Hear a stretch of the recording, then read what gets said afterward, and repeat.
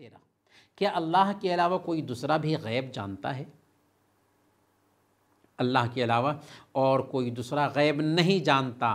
اللہ تعالیٰ نے سورہ النمل آیت نمبر 65 میں بیان فرمایا قُلْ لَا يَعْلَمُ مَنْ فِي السَّمَاوَاتِ وَالْأَرْضِ الْغَيْبَ إِلَّا اللَّهُ، آپ فرما دیجئے کہ جو کچھ آسمانوں اور زمین میں ہے اللہ کے سوا کوئی غیب نہیں جانتا۔ قُلْ لَا أَمْلِكُ لِنَفْسِي نَفْعًا وَلَا ضَرًّا إِلَّا مَا شَاءَ اللَّهُ، اللہ اپنے نبی سے کہتا ہے کہ آپ کہہ دیجئے کہ میں اپنے آپ کے لیے نفع اور نقصان کا اختیار نہیں رکھتا، اللہ جو چاہتا ہے وہی ہوتا ہے۔ وَلَوْ كُنْتُ أَعْلَمُ الْغَيْبَ لَاسْتَكْثَرْتُ مِنَ الْخَيْرِ، اگر میں غیب جانتا ہوتا تو بہت ساری بھلائی سمیٹ لیتا۔ وَمَا مَسَّنِيَ السُّوءُ، اور مجھے کوئی تکلیف نہ پہنچتی۔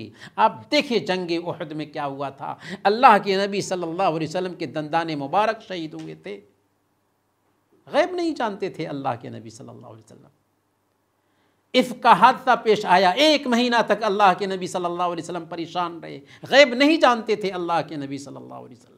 ہاں، اللہ تعالیٰ غیب کا علم آپ کو دیتا تھا وحی کے ذریعہ، لیکن آپ کی ذات میں غیب کا نالج نہیں تھا۔ اللہ نے فرما دیا قُلْ لَا يَعْلَمُ مَنْ فِي السَّمَاوَاتِ وَالْأَرْضِ الْغَيْبَ إِلَّا اللَّهُ، آسمان اور زمین میں جو کچھ بھی ہے اللہ کے سوا کوئی غیب نہیں جانتا۔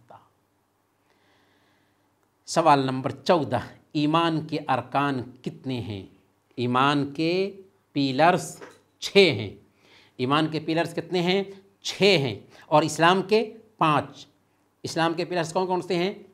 کلمہ شہادت کی گواہی دینا، نماز قائم کرنا، زکوٰۃ دینا، روزے رکھنا، اور طاقت ہو تو زندگی میں 1 مرتبہ حج کرنا، یہ اسلام کے پیلرز ہیں۔ ایمان کے پیلرز کتنے ہیں؟ ایمان کے پیلرز 6 ہیں۔ کون کون سے؟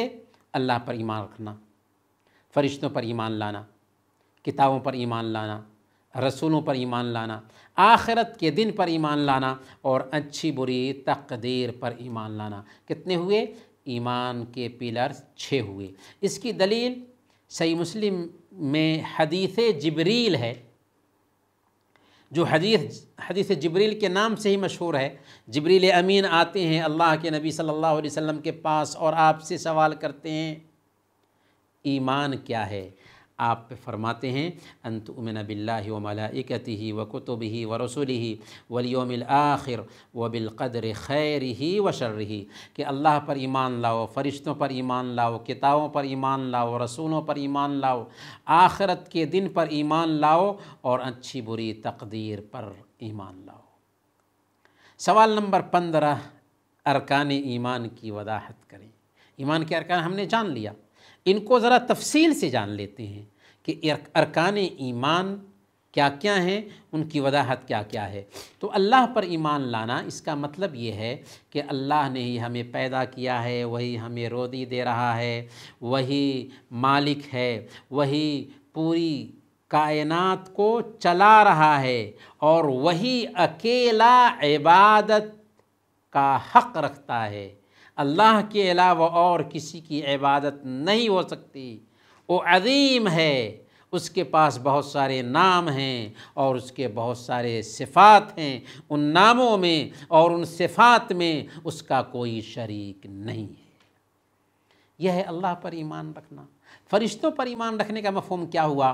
کہ فرشتے اللہ کی مخلوق ہیں، اللہ نے ان کو نور سے پیدا کیا ہے، ان کی تعداد لا تعداد ہے، لا محدود ہے، وہ اللہ کے مقرر کردہ کاموں میں لگے ہوئے ہیں، اللہ کی نافرمانی نہیں کرتے، وَيَفْعَلُونَ مَا يُؤْمَرُونَ، اور انہیں جن کاموں کا حکم دیا جاتا ہے انہیں بجا لاتے ہیں، اللہ کی تعمیل میں لگے رہتے ہیں۔ ان میں حضرت جبریل علیہ السلام وحی کے فرشتے ہیں، حضرت اسرافیل علیہ السلام سور میں پھونک مارنے پر مامور ہیں، میکائیل علیہ السلام بارش کے لیے تعینات ہیں، اور کرامن کاتبین ہر انسان کے دائیں اور بائیں طرف، دائیں اور بائیں کندھے پر اچھائی اور برائی لکھنے والے فرشتے ہیں، ان کو کرامن کاتبین کہا جاتا ہے، جو ایک انسان کی اچھائی کو اور برائی کو نوٹ کر رہے ہوتے ہیں،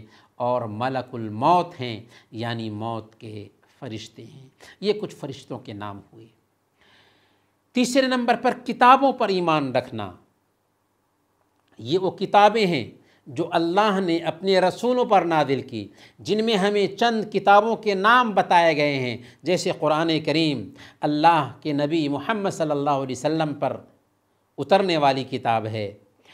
تورات حضرت موسیٰ علیہ السلام پر نازل ہوئی، انجیل حضرت عیسیٰ علیہ السلام پر نازل ہوئی، زبور حضرت داؤد علیہ السلام پر نازل ہوئی، اور ابراہیم اور موسیٰ علیہ السلام کے صحیفے بھی ہیں۔ چوتھے نمبر پر رسولوں پر ایمان لانا۔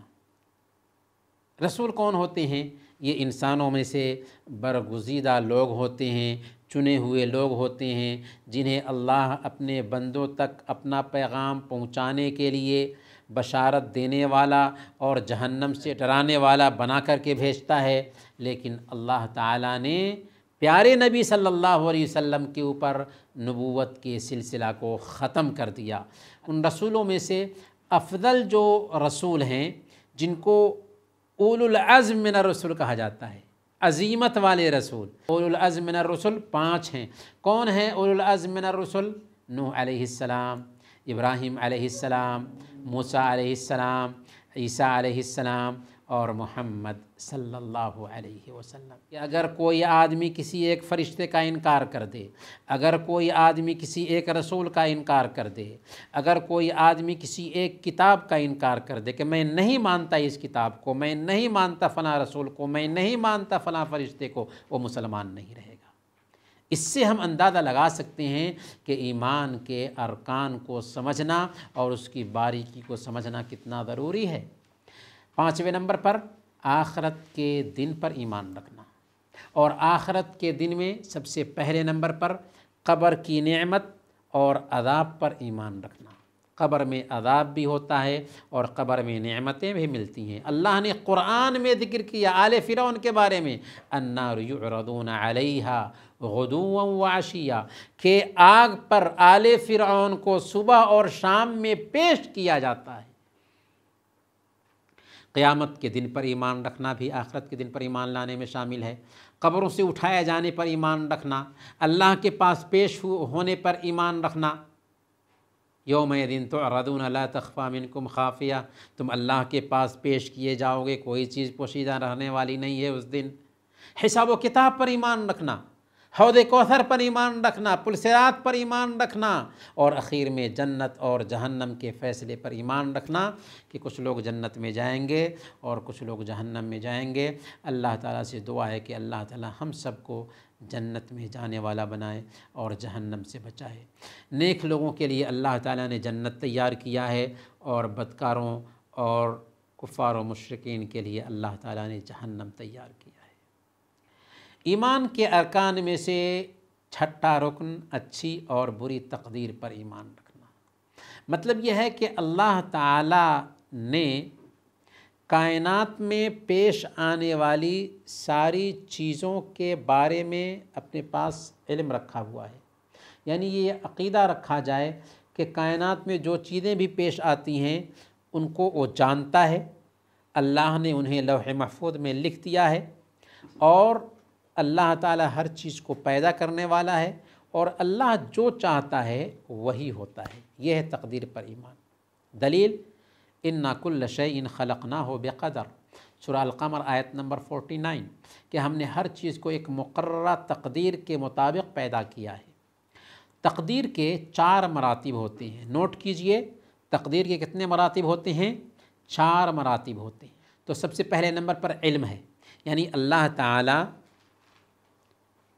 پیدا کرنے سے پہلے ہر چیز کا علم رکھتا ہے۔ ان اللہ عندہ علم الساعہ، اللہ تعالیٰ کے پاس قیامت کا علم ہے۔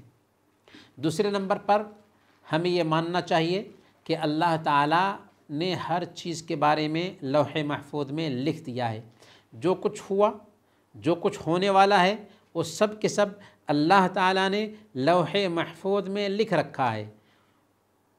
اللہ تعالیٰ سورہ الانعام آیت نمبر 59 میں بیان فرماتا ہے الا فی کتاب مبین، کہ جو کچھ بھی ہے وہ سب کے سب کتاب مبین میں درج ہے۔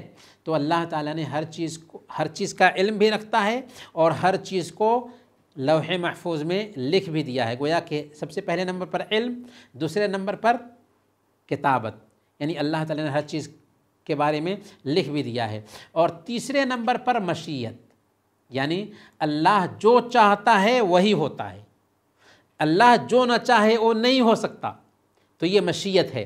اللہ فرماتا ہے لمن شاء منکم ان یستقیم وما تشاءون الا ان یشاء اللہ رب العالمین، تم بغیر اللہ تعالیٰ کے چاہے کچھ نہیں چاہ سکتے، تو اللہ جو چاہتا ہے وہی ہوتا ہے۔